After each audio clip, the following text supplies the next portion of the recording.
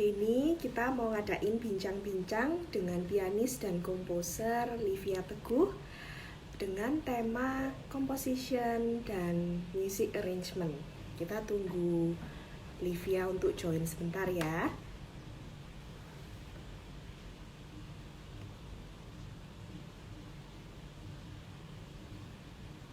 Kenapa kita adain IG live sharing ini pagi hari? Karena Livia sekarang berada di USA. Jadi kalau kita di sini jam 9 pagi, di sana sekarang adalah jam 7 malam. Jadi ini adalah waktu yang paling tepat kita bisa connect dengan Livia. Kita tunggu bentar Livia untuk join di IG live ini ya. Hari ini yang mau kita bahas itu adalah tentang composition dan music arrangement. Jadi kita mau bincang lebih dalam lagi bagaimana ya untuk menjadi komposer, bagaimana cara mengarang sebuah lagu, apalagi kalau kita ini backgroundnya adalah pianis, ya bersekolah backgroundnya dari piano performance, dan juga music arrangement itu adalah sebuah gubahan.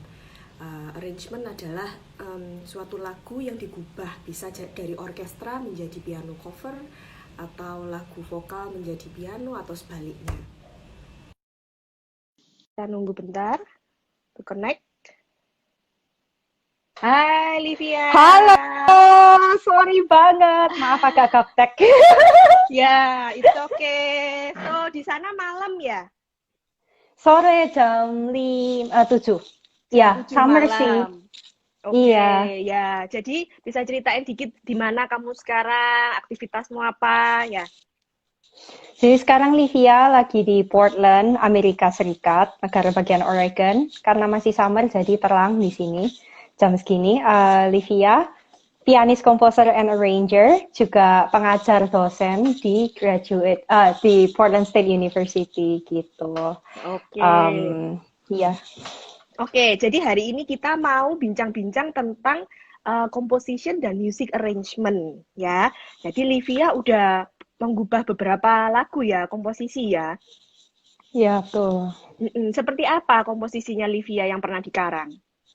Jadi sejauh ini Livia genre-nya tuh lebih ke Indonesian fusion. Jadi Indonesian fusion tuh semacam lagu-lagu yang mungkin kita sering dengar di Indonesia gitu ya, kayak beberapa ada lagu daerah atau ada lagu kebangsaan yang mungkin kita sering dengar waktu kita growing up, atau mungkin tunes that we hear waktu kita masih kecil gitu. Terus Livia kombinasikan dengan classical dan jazz dan little bit of pop, blues, dengan background pendidikan yang Livia punya gitu sih. Oke, jadi compositionnya semua untuk piano? Enggak, actually I compose more. Livia banyak kan komposisi yang bukan buat solo piano, tapi chamber music dan iya, jadi kayak piano sama strings, terus ada piano, strings, and percussions. Wow. Terus ini karena, rencananya sih ya semoga COVID-nya udah selesai, jadi spring 2021 itu rencananya bakal piano concerto-nya Livia tuh di premier sama konserto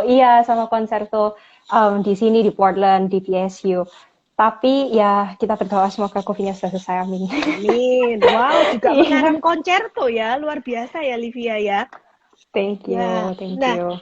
Nah, Livia sendiri kan background-nya adalah sekolah studi piano performance dari bachelor degree dan juga master degree-nya itu belajar piano performance di Portland, Oregon sana. Nah, bagaimana Livia bisa menjadi komposer? Very good question sih. Karena sebenarnya Livia itu tidak pernah belajar komposisi secara formal sampai sekitar 2-3 tahun yang lalu. 2 tahun yang lalu.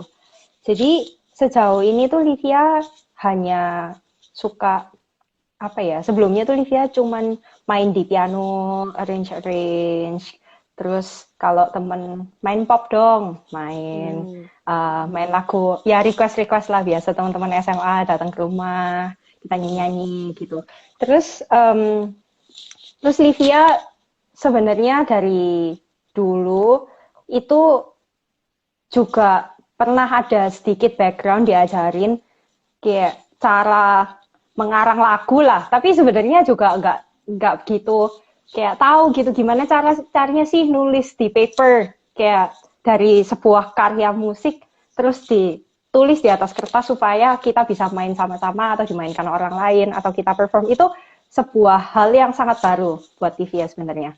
Dan akhirnya karena Livia sebenarnya suka dengan komposisi dan arranging, jadi waktu itu S1 tahun terakhir, semester terakhir, jadi quarter terakhir, Livia butuh kredit ceritanya. Terus ya udah kayak iya ya butuh SKS nih, ngambil apa ya? Oh ya udah kok. Terus the School of Music Director suggest kamu tuh kayaknya suka komposisi ya, karena kan dia pernah datang ke konsernya Livia piano solo. Terus Livia main beberapa arrangementnya Livia dan bukan arrangement, komposisinya Livia. Terus mereka kayak, wah, mendingan kamu ambil ini aja composition lesson, terus nanti ya pakai SKS-nya itu buat composition lesson. Okay. Jadi ya gitulah sampai sekarang. Jadi sempat mengambil composition lesson ya. Ya betul, ngambil composition lesson. Jadi sebenarnya untuk menjadi komposer itu tidak harus mengambil pendidikan formal untuk composition. Jadi seperti kita pianis, pengajar, guru itu sebenarnya bisa ya kalau mau menjadi komposer gitu. Menurut saya bisa dan nggak harus punya gelar sih, tapi juga tiap orang beda-beda ya. Ada yang memang pengen sekolah formal, ada yang pengen belajar aja. Itu tergantung pilihan masing-masing orang. Tapi menurut saya nggak ada sih kalau misalnya itu kayak harus gitu punya gelar di bidang komposisi atau apa. Menurut saya sih tidak gitu. I see. Oke. Nah, short lesson yang Livia dapat waktu untuk mengisi kredit di uninya kapan hari, apa yang kira-kira Livia pelajari di waktu yang singkat itu? Karena kalau mengambil gelar komposisi sendiri itu another degree kan ya, berapa tahun harus menekuni dunia komposisi khususnya. Nah, yang Livia ambil waktu short lesson dengan dosennya di sana itu apa yang bisa dibagikan? Jadi perlu saya klarifikasi sih. Jadi waktu itu tidak berhenti sampai di sana saja, tapi jadi sekarang ini Livia tetap ngambil composition lesson. Jadi on top of piano lessons, Livia tetap ambil composition lessons. Masih jalan ya? Masih jalan. Jadi sekarang sih udah hampir ya 2 tahun lebih lah, 2 tahun setengah gitu Livia composition lessons. Dan pelajaran yang diambil sih sebenarnya apa ya? Sebenarnya harus telaten, kerja keras dan kreatif, jangan takut salah sih. Sebenarnya itu sih kuncinya. Kayak nggak ada apa ya? Mungkin kalau di bidang piano itu beda kali ya. Kalau classical piano tuh more rigid gitu. Kalau composition tuh menurut saya more flexible. Flexible, I see. Iya. Nah, untuk gubahan alat musik lain selain piano, bagaimana Livia mempelajari hal itu? Oh, it's a very good question. Jadi Livia tuh kan di sekolah main chamber music. Jadi kan main nggak cuman piano solo gitu, karena kita kan harus ambil chamber music credit. Jadi misalnya main Mozart piano quartet, Schumann piano quintet. Jadi ada grup gitu, kayak kita berempat, berlima gitu kan, ganti-ganti kadang tiap term ganti, kadang setahun gitu, tergantung availability-nya kan. Nah, jadi ya sebenarnya Livia dulu juga kecil pernah main violin sih. Jadi ya tahu dikit banget, kayak ya nggak dikit banget, cuman kayak I cannot play really well, but I know pretty much kayak range-nya apa, terus bagusnya kira-kira seperti apa gitu. Cuman jadi ya sebenarnya Livia coba tulis, terus dosen juga akan membimbing sih, misalnya oh this is not playable, this is not ini kurang bagus, ini coba kamu kasih ini, isi itu, terus habis itu dicoba kan dimainin, terus habis dicoba dimainin sambil didengerin, oh kurang bagus sebelah sini ya, direvisi. Gitu sih. Terus Oke, ya jadi lama-lama masih ada gitu. bimbingan dari dosen ya. Ya, Oke. awal-awal lebih banyak bimbingannya, lama-lama ya Lebih les. kan kita makin makin Mm-mm. bisa gitu. Jadi sekarang ya kayak lebih gimana ya? Mm-mm. Kadang-kadang aku sampai kayak eh ini bagus nggak sih? Bagus nggak sih? Kalau orang Amerika tuh bule gitu, bukan bule ya, dia Asian American. But menurut saya mereka tuh lebih gimana ya? Lebih suportif gitu kali ya. Kayak jarang kan kayak misalnya mereka bilang, wah ini jelek banget. Kayak nggak mungkin ngomong kayak gitu. They Jadi put it in a mereka selalu positive way gitu ya. right, iya. Jadi beda gitu kayak, oh ya bisa nih pede gitu. Gitu sih. Oke, dan itu yang membuat Livia semakin kepengen composing ya ke depannya ya. Kalau bisa sih sebenarnya balance antara composing sama performing sih. I'd like to perform my own compositions Hmm. as well. Nice. Gitu. Oke. So, apa yang menjadi inspirasinya Livia waktu dalam mengkomposisi itu? Di mana kamu dapat inspirasinya? Inspirasinya banyak sih. Bisa dari kejadian yang kayak Livia alami gitu. Misalnya pernah waktu itu lagi stres banget, terus harusnya kayak waktu itu mau recital piano, terus kayak aduh deg-degan gimana nih belum siap, bla bla bla, stres, bukannya latihan piano malah kayak jadi Livia baca Livia kan pagi-pagi kayak baca Alkitab gitu, terus jadi lihat apa ya kayak lirik kayak terus Livia suka journal gitu, jadi Livia journaling terus oh kayak jadi bisa lirik lagu ya kayak bener-bener apa ya kayak ada sesuatu yang benar-benar menyentuh gitu dari kayak kata-kata kayak have you ever felt terus sambil dinyanyi-nyanyiin terus jadinya nulis lagu terus jadi nulis lirik gitu instead of practicing but ya yeah, jadi lebih dari pengalaman pribadi ya. Iya, lebih pengalaman pribadi sih. Sama dengan komposer-komposer zaman dulu, mereka juga menulis lagu. Kalau ada yang tahu Minute Waltz-nya Chopin, kalau dilihat inspirasinya sebenarnya Chopin melihat seekor anjing yang berlari-lari mengejar ekornya sendiri. Jadi akhirnya that's why lagunya itu seperti a circular movement gitu ya. Dan lagunya sendiri dikompos dari musical form rondo yang berulang-ulang. Jadi inspirasinya sebenarnya dari apa yang dilihat, apa yang dirasakan oleh seorang komposer itu sendiri ya. Iya, benar-benar. I see. Ya. Dan saya baca di biografinya Livia juga sempat mengarang sebuah lagu dengan judul Liber Dangdut. Ya, itu menarik sekali ya. Itu gimana? Coba diceritain inspirasi dan juga lagu itu sendiri, dari mana idenya? Jadi itu salah satu lagu, itu sebenarnya lagu chamber music pertama yang Livia ciptain. Jadi waktu itu Livia bingung sih kayak ya mau nyetain apa ya, terus oh ya mau chamber music, terus dosennya Livia nanya kamu kira-kira maunya apa, terus Livia kepikiran karena Livia tuh dari kecil kan kalau di mobil atau di jalan gitu atau di mall itu kan di supermarket gitu kadang-kadang kita denger musik dangdut ya kan di TV gitu right, we grew up with that, kayak it's part of our lives gitu.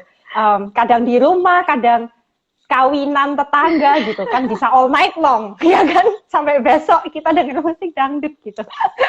Terus I honestly mungkin zaman dulu tuh musik dangdut sebelum Via Valen dan sebagainya ya, mungkin zaman dulu tuh kita kayak ada asumsi, menurut saya kadang-kadang asumsinya oh musik dangdut ini kurang gimana ya, bukan kurang ciamik, menurut saya itu art form yang luar biasa gitu. Tapi kayak kadang-kadang orang lihat, wah yang keren tuh harusnya yang jazz atau klasik itu keren gitu. Dangdut itu kayak kelasnya beda gitu. Dan saya tuh jujur sangat tidak setuju gitu, karena menurut saya itu apa ya, sangat unik gitu. Itu musik Indonesia yang sangat unik. Seperti folk song ya? Ya, folk song, genre-nya unik. Terus Livia juga nggak mau kayak orang tuh merasa, oh musik ini tuh kayak, enggak lah, kayak nope, Mm-mm. I'm not gonna listen to that kind. Tapi Hmm. saya mau break that kind of kayak class systems Mm-mm. gitu, kayak Mindset. Hmm. iya mindset gitu, lebih ke mindset sih. Um, terus ya gitulah jadinya. Oh terus saya juga suka Piazzolla gitu, Libertango itu Oh, saya suka right, right. Piazzolla. Jadi ya, Terinspirasinya jadi kata akhirnya liber itu dari liber terinspirasi tango dari ya. Piazzolla. Iya benar. Ya I gitu deh. see. Mm-mm. Jadi Jadilah lagunya Liberdangdut. saya sendiri belum pernah mendengar komposisinya Livia yang liber dangdut itu. Jadi lebih ritmenya, beatnya itu seperti dangdut kah? Lalu instrumennya apa saja untuk memainkan lagu ini? Jadi benar sekali itu piano, strings. Jadi piano, violin. Jadi piano quartet sih. Piano, violin, viola, sama cello. Jadi ada 4 instrumen. Dan memang belum rilis. Jadi Hmm. sabar. Rencananya Agustus kita bakal rilis. Wow. Jangan lupa nonton semuanya. Terima kasih. Thank you, Teh. Terus bukan rencananya. Jadi ya itu benar ada sedikit, bukan sedikit sih, ada semacam dangdut rhythm dan sedikit cengkok-cengkoknya gitu, tapi Hmm. nggak ada nyanyinya. Jadi lewat alat musik gesek, lewat Hmm. piano gitu, Hmm. kita imitate that style, terus di fusion dengan um, sedikit classical dan ya Western music practices sih. Jadi Hmm. um, ada ada sedikit jazzy, bluesy, Hmm. notes bukan bluesy sih, kayak jazzy chords Oke, gitulah. apa ada In beberapa bagian movementnya? enggak, yang ini cuman satu. Satu, oke. Jadi satu Hmm. dan ada. Jadi within that one piece itu ada cepat, ada lambatnya sedikit, terus ada cepet gitu. Cuman satu aja kayak nggak panjang juga, hanya 5 Oke, menitan. oke. Jadi Livia menggabungkan antara instrumen Western classical seperti piano, biola, alat musik gesek lainnya dengan lagu Mhm. yang fusion yaitu liber dangdut ya. Jadi luar biasa banget ini benar-benar a new creation ya. Sebenarnya belum ada saya pernah mendengar lagu gubahan dengan genre dangdut tapi dimainkan oleh alat musik klasik seperti itu ya. Jadi ini benar-benar premier debut ya. Oh, iya kalau dipikir mungkin iya ya. Saya juga nggak kepikiran sih waktu itu. Iya, iya. Iya, iya. Jadi apakah inspirasinya waktu mengarang Liber Dangdut ini kangen dengan Indonesia atau bagaimana ya? Iya, betul sekali. Itu pasti sih ada salah satu faktor. Kangen musik Indonesia, makanan Indonesia, masyarakatnya, kehidupannya. Pasti ada sih itu, kayak subconsciously pasti ada kekangenan Oke. dan lebih ke rasa bangga juga sih sebenarnya sebagai orang Indonesia. Kita very diverse, um, kita tuh dari berbagai apa ya istilahnya Latar berbagai belakang. background, latar belakang, betul, berbagai ethnic group, suku bangsa gitu ya. Tapi kita tuh bisa jadi sebuah negara yang bersatu padu menjadi Indonesia gitu. Itu menurut saya melting pot, sebuah apa ya, negara Campuran, yang unik kombinasi, banget. kombinasi ya. Iya, campuran yang nggak ada lagi loh di dunia ini, negara seperti Indonesia ini menurut saya ya.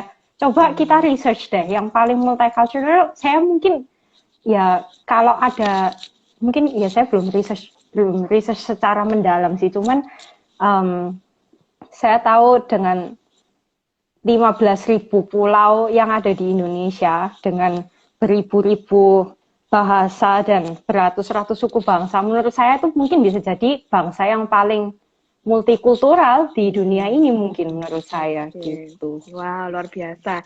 Nah, tadi Livia ada bilang kalau sebenarnya Livia baru belajar komposisi ini sekitar 3 tahun yang lalu. Nah, saya ingin bertanya, Kalau kita belajar piano, semua orang mungkin sekarang sudah menjalani ya. Mereka Hmm. cenderung start dari usia yang sangat muda, 2 tahun, 3 tahun, anak-anak itu sudah mulai diperkenalkan berlatih piano, belajar piano. Bagaimana dengan komposisi ya? Apakah kita juga harus mengenalkan anak-anak dari usia dini mungkin tune yang simple seperti itu ya? Apakah perlu?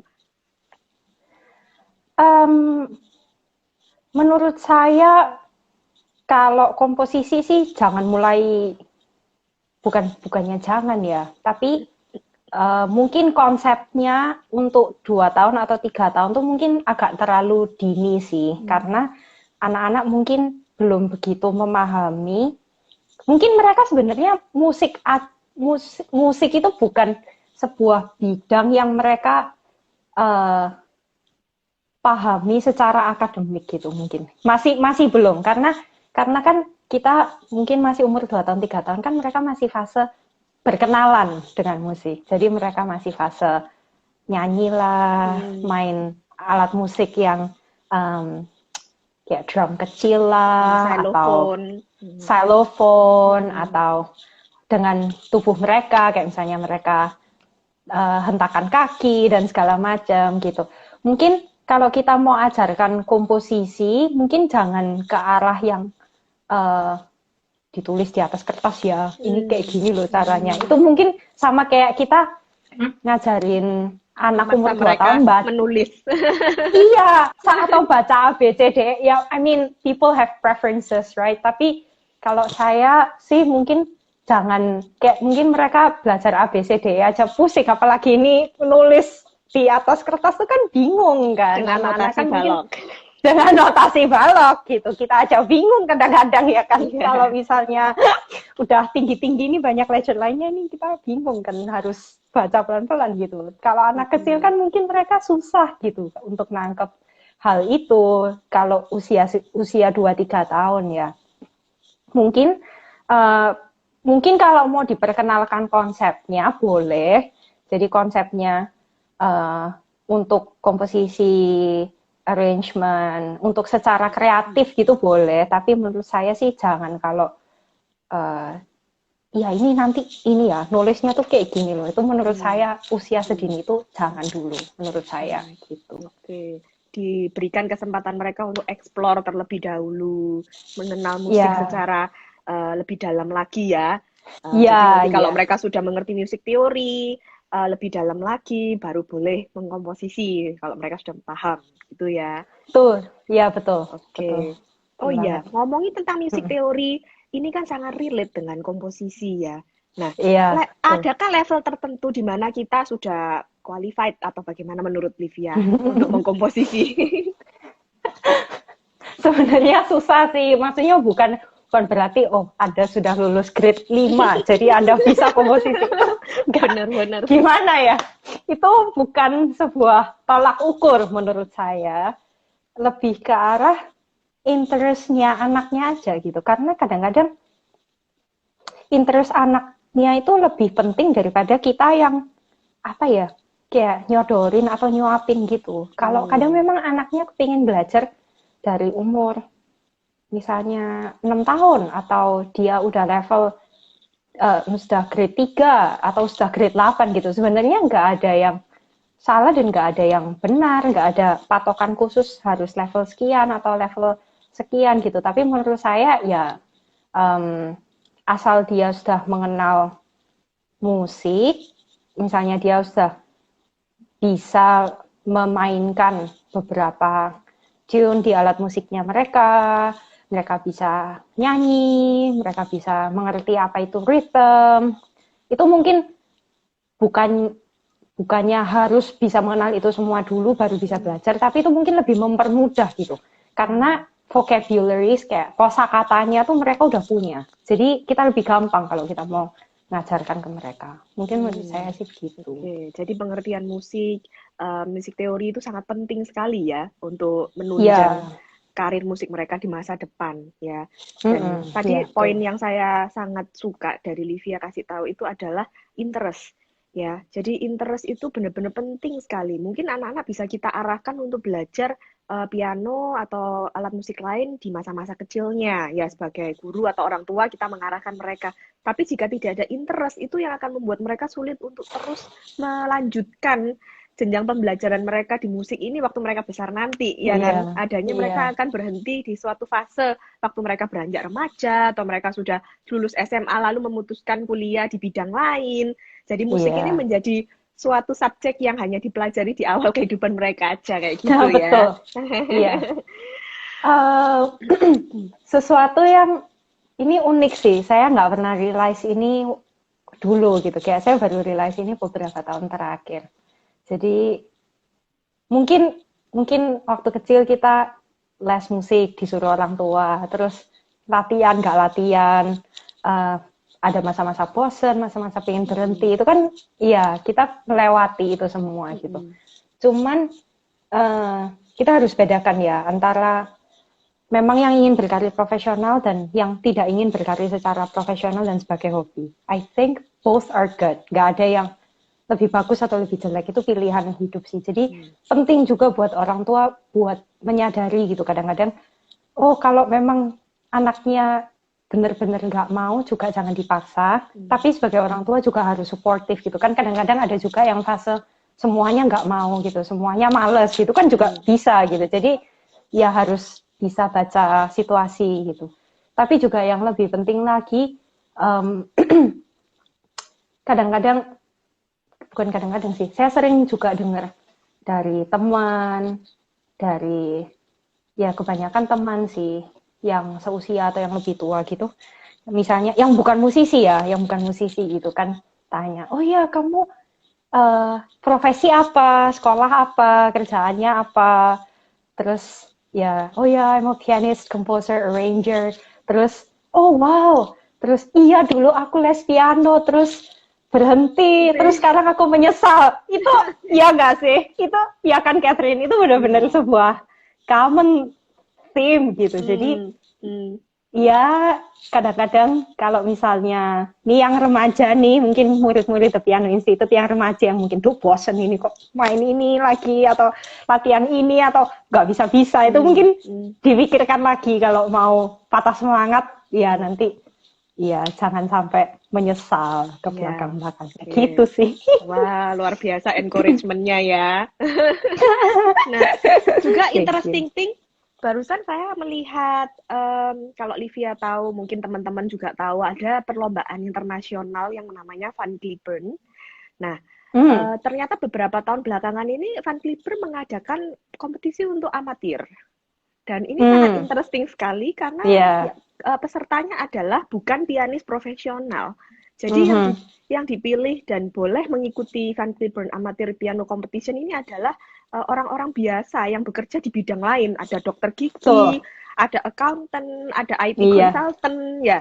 Tapi mereka bisa memainkan di kompetisi itu seperti pianis profesional. Bagaimana cara mereka membawakan komposisi itu, dari performance mereka, dari interpretation mereka. Jadi menurut saya pembelajaran piano ataupun musik dalam general itu sebenarnya sangat berguna bagi masa depan mereka, meskipun mereka tidak menjadikan itu sebagai karir mereka secara profesional seperti itu. Jadi jangan sampai kita sudah putus asa di awal-awal ya, padahal sebenarnya di depan itu banyak sekali opsinya, banyak sekali pilihannya, dan sangat berguna bagi kehidupan kita dan juga orang lain. Gitu-gitu ya, Livia ya? Iya, betul. Dan saya ingat sih, saya pernah nonton salah satu videonya yang pemenang atau finalis gitu. Kalau nggak salah beliau orang Jepang, perempuan. Saya terus terang agak lupa sih namanya. Dan saya benar-benar, wow, ini amatir, ya itu kategori amatir. Kan amateur pianis, jadi bukan professional pianis. Dan saya lihat, wow, ini luar biasa sekali. Kayak gimana ya mereka bisa bagi waktu gitu antara profesi dan hobi kan. Tapi ya memang kalau memang itu bisa jadi passion, jadi ya bukan hitam putih juga sih, bukan berarti harus berhenti piano terus lanjut kerjaan yang lain gitu. Kayak it can bisa bidang yang lain, bisa both gitu. Tapi itu menjadi part of their life juga ya. Iya, oke. Wow, luar biasa. Oke, hari ini sebenarnya topik Thank yang you. kita bicarakan itu ada dua, ya. Selain komposisi, yang lain itu juga adalah music arrangement. Nah, kita sekarang akan Ya, betul. beralih membicarakan tentang music arrangement. Nah, eh, bagaimana kita bisa mengarrange suatu lagu jika kita itu datangnya dari background pianis, classical pianis, ya, seperti Livia gini. Coba diceritakan pengalamannya, Livia. Nah, itu jadi sebenarnya gini sih, memang saya belajar piano klasik, tapi juga dari kecil saya juga belajar gimana ya cara jelasin. Jadi bukan cuman piano klasik saja gitu dalam pendidikan musik saya pribadi ya. Um, dari growing up dari kecil itu saya memang juga ada belajar sedikit gimana caranya variasi lagu, gimana caranya accompanying, gimana caranya baca lead sheet, lead sheet itu Apa itu lead sheet? chord. Coba dijelaskan Lead sheet teman-teman. itu iya. Lead sheet itu kalau misalnya teman-teman buka website untuk cari chord lagu ABC gitu. Terus nanti kan ada C mayor, terus ada liriknya, ada C mayor, ada D minor, A minor. Jadi lirik lagu dan chord, atau ada juga kadang-kadang yang ditulis not baloknya, terus ada chordnya di atasnya, itu namanya lead sheet gitu. Ya lead sheet. Mungkin teman-teman yang jazz gitu ya, ada fake book. Fake book itu buku yang jazz standards yang teman-teman jazz tuh biasanya belajar dari kayak apa ya? Ya itu resource materialsnya mereka tuh dari situ gitu. Itu lead sheet namanya yang ada chordnya itu. Nah itu memang Livia dari kecil memang sudah ada pendidikan itu sih. Kayak dari guru-guru yang Livia belajar itu ada dimasukkan sedikit pop juga. Jadi cara main arrangement ini itu kayak memang sudah ada dalam pendidikan saya dari kecil gitu. Jadi terus terang kalau misalnya dari full background klasik aja itu mungkin tidak terbiasa gitu. Mungkin tidak terbiasa dan mungkin agak sedikit berbeda gitu mungkin caranya, atau karena kan nggak biasa ya, karena kan biasanya kalau klasik kan ada lagunya paten gitu, kita kan ngikutin iya kan, tangan kanan Jadi, ini, tangan kalau kiri klasik ini. kita lebih side reading ya, yang diutamakan ya. Iya, lebih side reading gitu. Jadi kalau misalnya untuk formula A, B, C, D, E, F, G-nya secara pasti Livia terus terang tidak bisa memberikan jawaban yang pasti 100%, tapi mungkin saya bisa kasih tips buat kalau yang memang benar-benar hanya classically trained gitu ya. Mungkin harus banyak-banyak dengar lagu di genre yang lain. Terus coba-coba gitu, coba-coba main di atas piano gitu. Dan menurut saya yang lebih bagus lagi, sebaiknya mencari guru yang bisa mengajarkan hal itu. Itu menurut saya lebih membantu. Dan terbukti bahwa yang sebenarnya belajar dari guru itu lebih sukses daripada yang coba-coba sendiri gitu, karena nggak ada yang bimbing gitu. Kalau menurut saya sih itu yang lebih pas. Oke, Gitu. jadi tips untuk guru-guru, mungkin kita bisa memberikan pembelajaran yang tidak hanya ada pada konteks classical music aja, yang hanya membaca ya, lebih rigid kalau bahasanya Livia, hanya membaca notasi dan memainkan. Tapi seperti kalau kita mau mengarah ke music arrangement, kita harus mempunyai background seperti mengenal chord, dan tahu cara penggunaan chord tersebut bagaimana dari lead sheet tersebut yang tadi di-sharingkan oleh Livia ya. Oke, good point Livia. Oke, pertanyaan yang selanjutnya.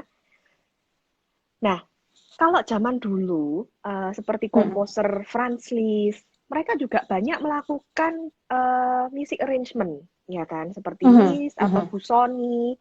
Liszt itu menurut saya yang paling banyak melakukan gubahan, ya, lagu-lagu yang terkenal di zaman sebelumnya seperti lagunya Bach sama dia ditranskrip, atau lagu Iya, orkestra ditranskrip, Beethoven simfoni ditranskrip menjadi piano iya, arrangement seperti itu. Nah, iya. itu bagaimana how it works in this modern day? Nah, jadi kalau di era modern ini kan kita tuh ada, kalau misalnya sheet music untuk lagu pop, contoh apa ya, misalnya Justin Bieber gitu, ya. Misalnya Justin Bieber keluarin lagu, kita mau main lagunya Justin Bieber nih. Kita mau main lagunya Justin Bieber, kita kan bisa search lagunya Justin Bieber ini online, terus kita download sheet musicnya bayar. Habis kita bayar, terus kita bisa mainkan di alat musik kita. Boleh main sendiri lah, mau main sama-sama lah, itu boleh. Nah, itu um, jadi itu sebenarnya cara gimana ya? Karena yang ada di sheet music itu kan bukan, maksudnya kita bisa main persis dengan ada yang dengan apa yang tertulis di situ, tapi juga karena ini genre-nya bukan klasik, kan kita memang diberikan kebebasan untuk memvariasi apa yang ada di kertas itu tadi kan. Jadi itu sebenarnya kalau caranya kalau kalau kita download dan kita beli, bukan bajak ya, kalau misalnya fotokopi, nah itu berarti jangan, karena itu sumber penghasilannya komposer gitu dan arranger gitu. Jadi kalau kita download dan kita main dari hasil yang sudah kita download itu, nah itu boleh, itu legal. Tapi kalau misalnya kita mau komersialkan, nah itu beda cerita. Kalau kita mau komersialkan itu jujur benar-benar case by case, dan saya juga kurang paham sih, karena juga hukumnya kan tergantung tiap negara dan tergantung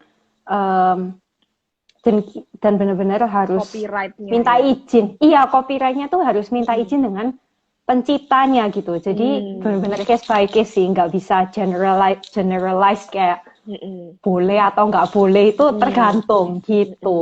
Jadi kalau misalnya kita sering melihat video cover di YouTube itu pasti yang melakukan piano cover tersebut sudah meminta izin copyright dari komposernya ya.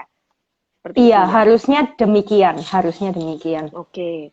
Lalu untuk ngomongin caranya, bagaimana kalau misalnya just for fun aja, seperti tadi Livia ngomong, kita mendengar lagu Justin Bieber dari yang terbaru gitu, lalu kita kepingin memainkannya di piano. Nah itu caranya bagaimana? Mungkin lebih technical way, diambil dulu chordnya atau didengarkan dulu melodinya. Kalau dari Livia bagaimana?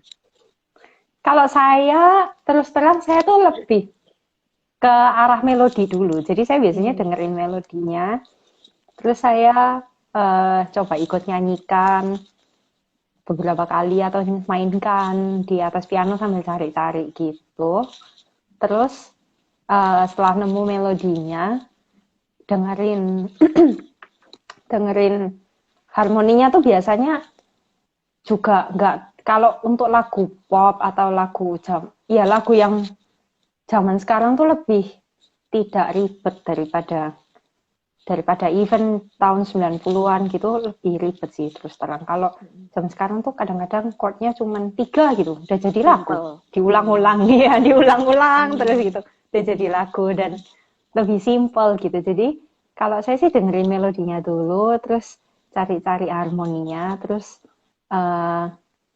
dimainin di atas piano, diikutin kira-kira stylenya. Kalau cepet ya ikut cepet, ritmenya gimana. Kalau lambat ya lambat, ritmenya gimana gitu. Kalau Kira-kira dari Livia sendiri mulai dari melodi ya. Tapi ada juga yang dimulai dari harmoninya. Lalu mungkin melodinya diimprovise. Either way itu tidak ada salah, tidak ada benar ya Livia ya.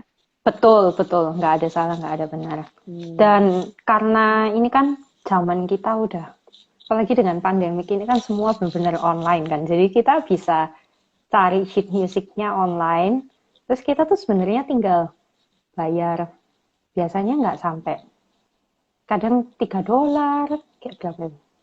Itu 50.000 ya, 40.000, 50.000, dan itu kalau misalnya ada beberapa yang misalnya kita benar-benar aduh nggak nemu nih gimana ya, kayak udah dengerin berpuluh-puluh kali masih nggak bisa, kan frustasi ya, itu kita bisa cari online dan kita iya tinggal download udah main, tinggal bisa gitu, kita jadi bisa terbantu kan. I see. Ya, Gitu. ya. Jadi sebenarnya anyone itu bisa mengubah lagu, mengarang lagu, atau mengarrange sebuah lagu. Tidak harus dari background formal mengikuti pembelajaran komposisi ya, seperti Livia ini ya. Nah, jadi Iya. ada nggak pesan-kesan mungkin bagi pianis atau guru atau anak-anak muda di Indonesia ini yang lagi dengarkan IG Live ini dari Livia untuk mereka supaya mereka bisa mengembangkan bakatnya ke arah musik komposisi seperti Livia? Kalau menurut saya sih nomor satu, jangan takut salah, harus berani coba gitu. Kalau kita nggak pernah nyoba, kan nggak pernah tahu. Nah, Kalau misalnya kita uh, bisa melakukan hal itu atau enggak gitu. Kalau kita nggak pernah nyoba, kan kita nggak akan pernah tahu. Dan setelah kita nyoba, kalau kita suka, ya lanjutkan. Terus coba-coba, dan I would really, kalau misalnya memang ingin serius di bidang itu dan ingin mengembangkan diri, ingin belajar lebih lagi, menurut saya penting untuk mendapatkan edukasinya gitu, karena menurut saya itu bisa mempermudah kita, menambah ilmu kita, dan juga kalau misalnya kita sudah, misalnya untuk guru-guru ya, misalnya guru-guru ini sudah bisa composing, arranging, nanti kan bisa diajarkan ke muridnya juga. Jadi kita bisa create a more holistic education gitu buat murid-murid gitu kalau kita punya skills yang itu kan. Terus itu sih benar-benar jangan apa ya, jangan terlalu self conscious kayak aduh kok jelek ya, kok kurang bagus ya. Itu benar-benar itu penting sih menurut saya, kayak setelah berani kita explore. coba-coba, iya berani explore, kayak kita berani explore dan jangan terlalu mengkritik diri sendiri gitu. Kadang-kadang kan kalau sebagai pianis tuh kadang mindsetnya kayak aduh ini kurang bagus nih, ini kurang rata ya? nih, iya perfeksionis tuh, kurang rata nih, kurang apalah, semuanya kurang gitu kan. Kayak kita harus lebih apa ya, lebih open minded, fleksibel, iya, lebih boleh lah ya lebih meminta arahan dari seperti Livia dari dosennya atau dari orang yang sudah pernah mengarang lagu, mentor gitu, tapi tidak boleh terlalu kayaknya kaku banget gitu ya. Ini kayaknya nggak bagus, salah dan segala macam kayak gitu. Betul. Dan dosen saya juga selalu bilang kayak lately gitu, dia selalu kayak kan setelah Livia kasih gitu, Livia kumpulin tugas atau kumpulin hasil komposisi atau apa gitu, dia sering kayak weekly lessons gitu, dia nggak terlalu kayak oh ini kurang bagus, ini kurang bagus, ini kurang bagus. Dia cuman bener-bener oh ya, kayak paling ngasih 1-2 hal doang gitu, sampai kayak kadang-kadang ini tolong saya dikasih 10 hal dong yang salah, tolong saya, ya nggak sih? Sampai Livia yang meminta tolong kritik saya gitu ya. Ya saya nggak bilang secara gamblang seperti itu sih, tapi saya kayak yang nanya-nanya gitu, kayak ini kurang apa ya, kurang gini nggak, kurang gitu nggak. Jadi dia seringnya kayak enggak, udah bagus. Jadi bener-bener apa ya, kadang-kadang sebenarnya balik lagi kalau kita udah reach to a certain level, di mana akhirnya sebenarnya kita udah nemu gitu, kayak oh this works, this doesn't works gitu. Terus dosen saya juga sering bilang, apa yang saya kasih ke kamu ini suggestion doang, kamu boleh ambil, boleh nggak kamu ambil. Ada beberapa kali juga dia kasih suggestion ini, tapi saya nggak ambil. Terus kayak ini loh, saya nggak ambil, tapi saya maunya kayak gini, dan in the end itu akhirnya berfungsi gitu, kayak it works gitu, karena ya kadang-kadang kan kita ada pemikiran yang sudah kayak plan-nya tuh udah kayak gini, tapi kadang-kadang kan mereka belum bisa lihat gitu. Jadi itu kita harus punya Trust yourself, exactly. Yeah, that's the good word. Yep. Yeah, I think itu sih. Oke. Wah, luar biasa banget. Senang banget bisa ngobrol sama Livia. Dan kita belajar banyak Sama-sama. ya dari pengalamannya Livia. Kita harap semoga apa yang Livia lakukan di USA sana berhasil. Pandemi Amin. cepat berlalu. Terus lagu-lagunya Amin. boleh didebut secara cepat ya, sesuai plannya Amin. Livia. Iya. Dan sukses selalu ya Livia ya. Iya, Salam makasih dari banyak Indonesia. Catherine. Thank you Piano Institute. Ya, Yes. oke. Kita see you next time ya. Bye-bye. See you. Bye.